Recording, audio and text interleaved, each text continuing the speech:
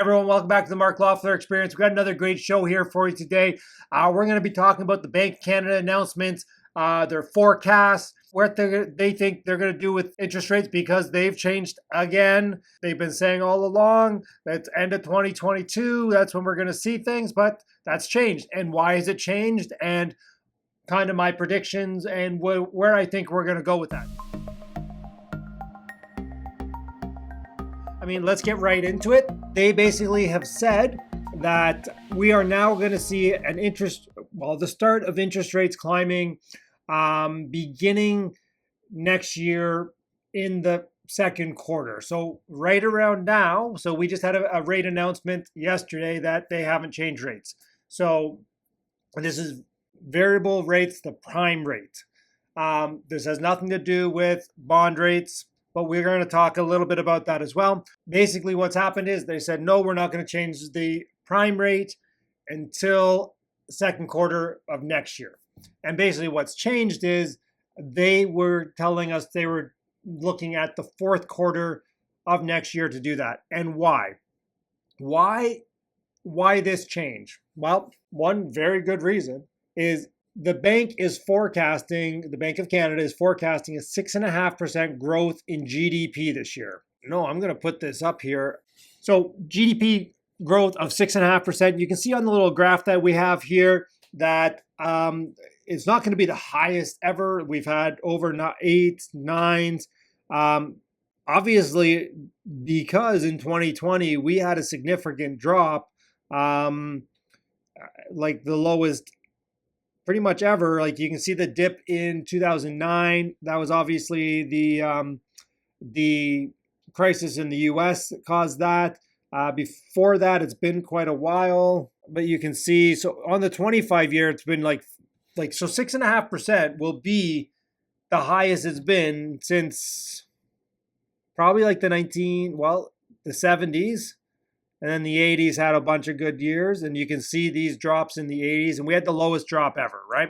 Obviously, they are stimulating us out of this. So we can see here, here's what they call the liquidity shot. This is the Bank of Canada is buying records amount of government debt, and basically, so when Pierre Trudeau, I was going to call him Pierre Trudeau, when Justin Trudeau says, our budget forecast is $90 billion deficit next year or whatever it is for all the free money he's going to hand out. Actually, sometimes isn't a bad thing. I think maybe now it might not be best served yet. We are where we are right now. I think that's going to pass anyways.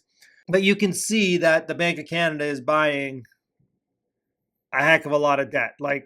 And obviously it started pre-2020, but the massive buying, and they're buying basically all the government debt. So I think this year, actually they just announced that they're going to sell less bonds this year. I think it's $90 billion in bonds. Last year was like $110 billion.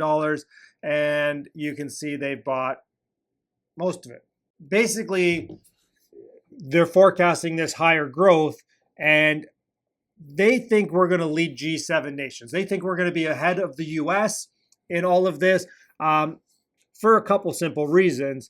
We're back at 90% of pre-pandemic, pre-COVID. I don't know if I can say COVID. I think I get demonetized. Doesn't matter. Pre-pandemic employment numbers, right? We can get to full employment maybe this summer, maybe in September, not full employment yet, back to 100% where we were before the pandemic. And they're still going to obviously keep the floodgates open because they want to, number two things. They want to ensure that doesn't just hit the wall. I know we're sitting in lockdown right now, and a lot of places have gone back a couple steps, BC, Alberta, Quebec. Yet, again, it seems like everyone and their brother is posting on Facebook that they've got the vaccine. Definitely go get the vaccine. If that's what's going to open restaurants and open up gyms and open up hospitality and travel again, then, I'm all for that. If you're an anti-vaxxer, comment down below. Let's have a discussion. The thing to mention with all this, what does all this government money printing do, right? Where does it go? How does it work? They buy government bonds. Obviously, the government is sending it directly to us in forms of Canadian wage subsidies, The CERB is not the CERB anymore, but they are truly, I think, putting in the hands of the consumer, which is why we see GDP going to rise the highest out of any time in 25 years, because people are out there spending money. What that does for their budget is, if GDP is higher, that means they collect higher taxes, and we'll have a lower deficit number, and it could be good optics for them as well. And of course, they want optics, right? They're politicians, right? That's what they do, is they play politics, and they play politics with our lives. As I'm recording this, Doug Ford's doing his press conference, and I don't know. I watched it for about 10 minutes, and he said sorry 48 times. If it was a drinking game, I would not be able to do this video. I'm just going to share that with you. Anyways, here's some inflation numbers. And obviously, guys, I'm watching all this stuff for you guys. But you can see we've had a huge spike in CPI in the last month or two. And, we could still see that. I think it shoots up over 3%. I think we're going to be in the 3 to 4% range September. I think some of that, again, is government policy. They want to inflate their way out of the debt. The cost to borrow yesterday is definitely, that money they borrowed yesterday is cheaper today. Again, another form of taxation. So we are definitely seeing higher CPI numbers.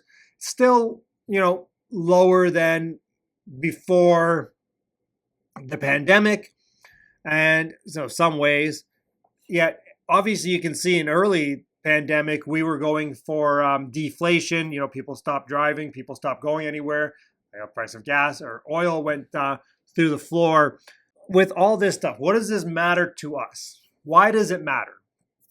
Well, obviously somebody's going to have to pay off this debt at some point. They're not going to be able to inflate their way out of all of it, and that's going to be us.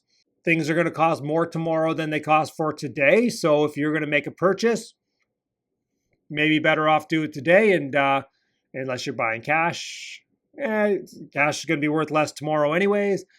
If you're buying assets, if you're out there, and if you're buying good real estate with a 5-year fixed rate mortgage, you're cash flowing on it, and you're getting stupid low interest rates, and for me, anything less than 3.5% is a stupid low interest rate, I think you're winning. I think that you're going to look like a genius in 5 years. I think we're all going to look like geniuses in 5 years. Obviously, you guys are watching this video. You're smarter than the average population of Earth, right? I think people who watch my videos are definitely smarter than the average population of Earth. So if you think so, definitely smash the like button, comment down below. Also, I know we've had a lot of requests for the Tesla video. I am in the process of making that. I'm just verifying a couple things to make sure I'm 100% correct on a few things, but that's going to be coming out probably this time next week. So thanks everybody for watching. We'll talk to you soon. Have a great day.